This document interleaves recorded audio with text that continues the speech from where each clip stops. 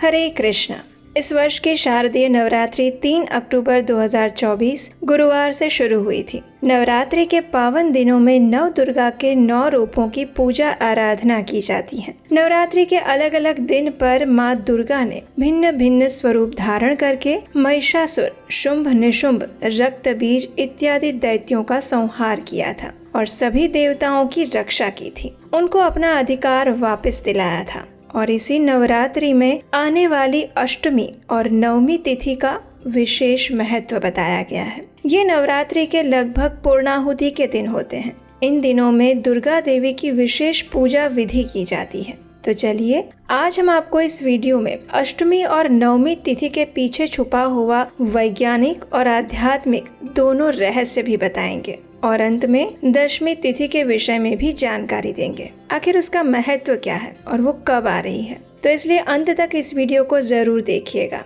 और चलिए सबसे पहले अष्टमी और नवमी तिथि के विषय में संपूर्ण जानकारी लेते हैं। वैसे तो नवरात्रि के 9 दिनों का विशेष महत्व है ही, लेकिन अष्टमी और नवमी तिथि का उससे भी ज्यादा महत्व है। मान्यता है कि इस दिन कन्या पूजन के रूप में माँ दुर्गा की संपूर्ण श्रद्धा पूर्वक पूजा और उपासना करने से संपूर्ण नवरात्रि का फल प्राप्त हो सकता है। वास्तव में ये 3 दिन का महाव्रत होता है जो सप्तमी से शुरू होकर नवमी तक विस्तारित होता है। और इस वर्ष नवरात्रि की अष्टमी और नवमी तिथि को लेकर कुछ लोगों के मन में संदेह भी है कि कौन सी तारीख को अष्टमी है और कौन से दिन नवमी का पालन करना है और उसका शुभ मुहूर्त कौन सा है। तो इन सभी संशयों का कारण ये है कि इस बार कुछ तिथि सूर्योदय के बाद आरंभ हो रही है और कुछ तिथि एक ही दिन में दोनों मिश्रित आ रही है। तो वैदिक पंचांग अनुसार शारदीय नवरात्रि की अष्टमी तिथि की शुरुआत 10 अक्टूबर 2024 गुरुवार को दोपहर 12:31 से हो रही है और उसकी पूर्णाहुति अगले दिन यानी 11 अक्टूबर 2024 शुक्रवार को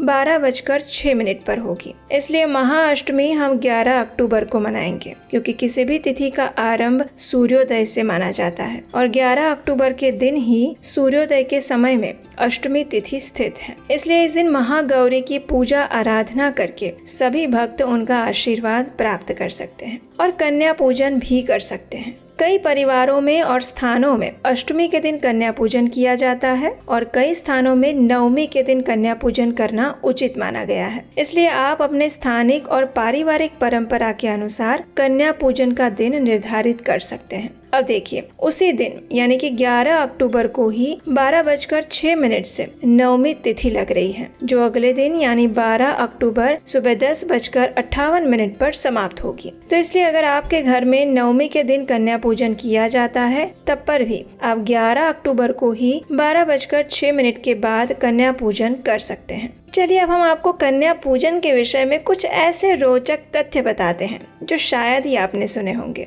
हमारी वैदिक संस्कृति न सिर्फ आध्यात्मिक है अपितु वैज्ञानिक भी है। जब हम नवरात्रि के दौरान एक छोटी सी कन्या का पूजन करते हैं तो एक तरफ से हम नारी शक्ति का सम्मान कर रहे हैं। उस कन्या के अंदर स्वाभिमान, आत्मगौरव, सशक्तिकरण के गुणों का संचार करते हैं और समाज में भी यही संदेश प्रसारित करते हैं कि वैदिक समाज में स्त्रियों का स्थान अत्यंत आदर और सम्मान पूर्ण है। और वही कन्या जब बड़ी होती है तो उसके अंदर नारी शक्ति के सभी आदर्श गुण स्वतः प्रकट हो जाते हैं और यही वास्तव में कन्या पूजन के पीछे का वैदिक संदेश है। इतना ही नहीं, इस कन्या पूजन के पीछे एक पौराणिक इतिहास भी छुपा हुआ है। शिव पुराण में कहा गया है कि जब माता पार्वती ने महादेव को प्रसन्न करने के लिए कठिन तपस्या की थी तब उनकी आयु सिर्फ 8 वर्ष की थी। अब देवी पार्वती का जन्म पर्वतराज हिमालय के घर हुआ था। 8 वर्ष की आयु में ही उन्हें अपने पूर्व जन्म की घटनाओं का स्मरण हो आया था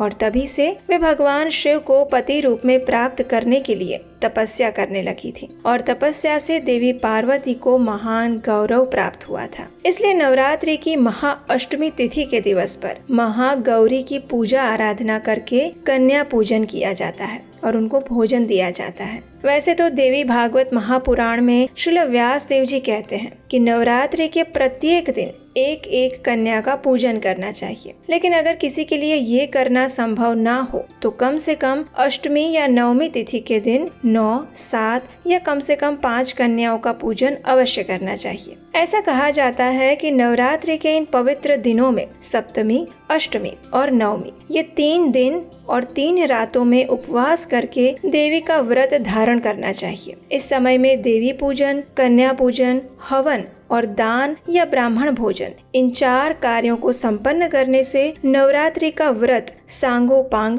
पूर्ण हुआ माना जाता है। इस व्रत को करने से मनुष्य धन, धान्य, सुख, समृद्धि और संतान की प्राप्ति करता है। ये व्रत आयु और आरोग्य वर्धक तथा स्वर्ग और मोक्ष प्रदान करने वाला है। जो भी मनुष्य विद्या प्राप्त करने की इच्छा रखता है, संतान प्राप्ति की इच्छा रखता है, जिसका राज्य या संपत्ति छीन गए हैं, जो निर्धन अवस्था में है और धन प्राप्त करने की इच्छा रखते हैं, और यहाँ तक कि जो मनुष्य कृष्ण भक्ति के परम उच्च गंतव्य को प्राप्त करना चाहते हैं, उन्हें भी ये व्रत करने से अवश्य ही लाभ मिलता है। तो चलिए अब हम आपको बताते हैं कि पुराण में बताए गए अनुसार कन्या पूजन की विधि में कैसी कन्याओं का पूजन करना चाहिए। तो देखिए, कहा गया है कि कन्या पूजन में 1 वर्ष या उससे कम आयु की कन्या का पूजन नहीं करना चाहिए। इसका कारण ये है कि 1 वर्ष या उससे कम की आयु की कन्या के अंदर अभी शब्द, स्पर्श, गंध, स्वाद इत्यादि का ज्ञान नहीं होता और स्वच्छता के अनुसार भी वे अभी छोटी होती हैं। इसलिए कन्या पूजन में सिर्फ कुमारी कन्याओं का ही पूजन करना चाहिए, और कुमारी वही है जो कम से कम 2 वर्ष की हो चुकी हो। जो 3 वर्ष की कन्या है उसे त्रिमूर्ति कहा जाता है। 4 वर्ष की कन्या को कल्याणी कहते हैं, 5 वर्ष की कन्या को रोहिणी, 6 वर्ष की कन्या को कालिका, 7 वर्ष की कन्या को चंडिका,